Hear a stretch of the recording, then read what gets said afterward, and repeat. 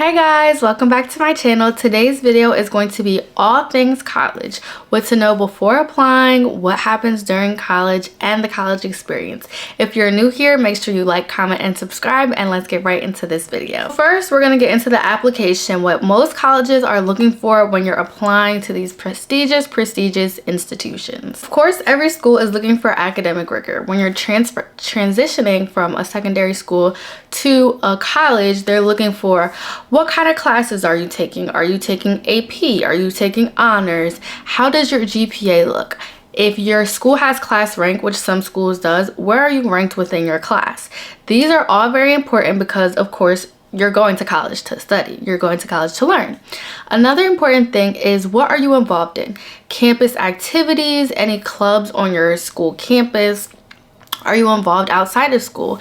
Volunteering? Are you involved with your church or in your community? Do you play any sports? Sports is another big thing. Are you a captain? Are you on varsity? Are you on JV? Are you looking to play sports in college? These are all things that the school is going to be looking for on your application. So you want to really stand out and make sure that you're not only a leader in your community, but also leading in your academics.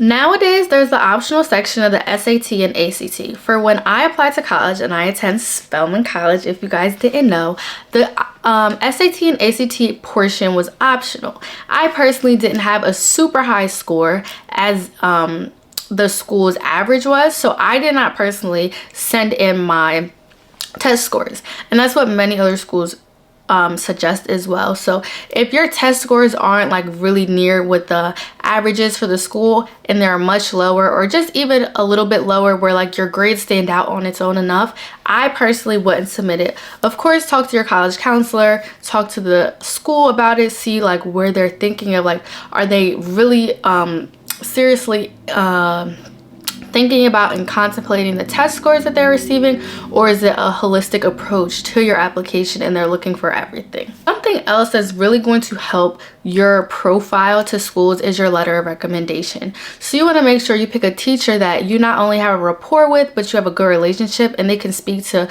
your work ethic, who you are as a person, who you are as a friend even sometimes, and just be able to see you in the proper light. You don't want to pick a teacher that like you have 4 years ago and you didn't really get a good grade in their class and you didn't really pay attention. You want to pick someone who truly knows you. Another thing that is really going to sign and seal your application is your essay. This essay is that 650-word essay that I'm sure you were stressing about junior year or the beginning of senior year to write.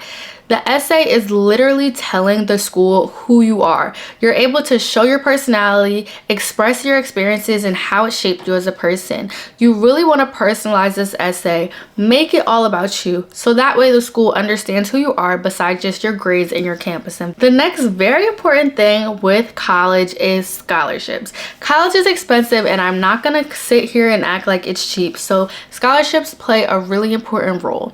There are so many scholarship sites, and I'll leave my 2 videos here of some sites that I think you guys should look at for scholarships. However, when applying to scholarships, there is a lot that goes into it, so here is going to prep you for all the things you need to make sure you're extremely prepared. These are the things that you need to have ready so you can easily submit and apply to a ton of scholarships. So some scholarships, as an optional, ask for a letter of recommendation. It's really good to have one person that you know will write you a great letter of recommendation, and they can quickly tweak some of the information in your letter of recommendation depending on the scholarship you're applying to. Another thing to have ready is your generic essay. Some people use that 650-word essay that they use to apply to colleges, and other people have to tailor some of the information if the scholarship is asking for like a specific essay answer.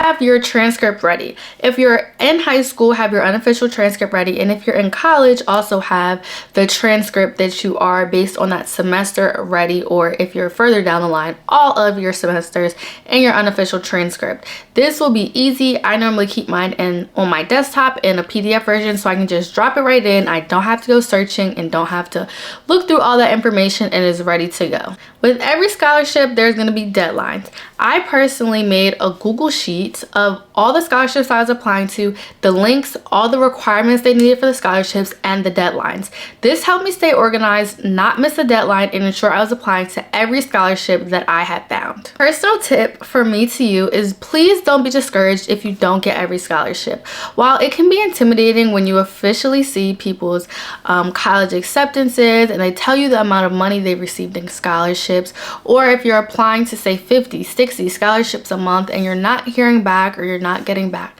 the scholarship that is meant to you will come to you. Don't get discouraged. Don't stop applying. There's so much money out there and you will be able to get a scholarship to afford your journey to college. Now this is a big bracket and it'll differ a little from high school to college. So first I'll talk about high school. If you are ending your senior year of high school and either thinking about getting a job or an internship, I would totally recommend an internship, specifically in some job field that you may have interest in. For example, I did an internship with Urban Outfitters at the end of my senior year. It was in PR and marketing. Through that internship, I was able to really understand, do I enjoy that? Would I even be interested in going into that? Would I be interested in majoring in that when entering college? So it really helps you to kind of figure out what you're interested in. It also gives you a great job or internship to put on your resume. When you're interviewing for other jobs, it'll be very important and they'll ask you about like your internship and your internship experience, because that will likely be one of your first corporate or like big job experiences. If you're in your freshman year or honestly any year of college, another thing that you can do in preparing for the summer when you'll be applying for internships is doing a in-semester internship. So many different organizations offer virtual internships that will be during your semester. Personally, I did Project Destined in the fall semester of my college experience. It was a commercial real estate internship. It was great. It prepared me a lot for what I plan on doing in life. However, it also gave me talking points for when I will be applying for internships this summer.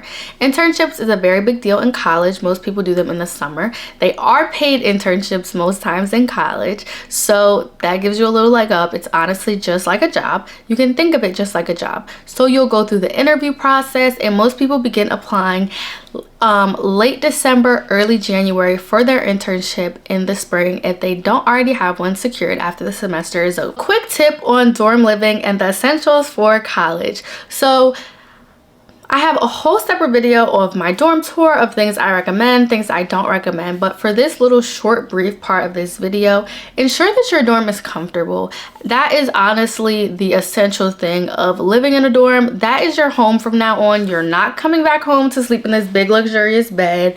You're not doing any of that anymore. So make sure your dorm room is comfortable. Make sure that you feel safe in your environment. You know that everything is there, because anything from studying to sleeping to hanging out with friends is all going to happen in your dorm. So the more comfortable you make it, the better it will be for you and your experience. Organization in college is extremely important. You don't want to be running around not knowing when your assignments are due, not knowing when that paper or that essay is due. You really need to stay on top of it. So whether it is the to-do list app, Apple Calendar, Google Calendar, Notion, or a paper planner, make sure that you're writing down when all of your assignments are due, when all of your exams, tests, quizzes, oral assessments, anything is due, so you'll be on top of it. One of my personal tips that really helped me get me through the school year and really propelled me academically was doing my work ahead of time.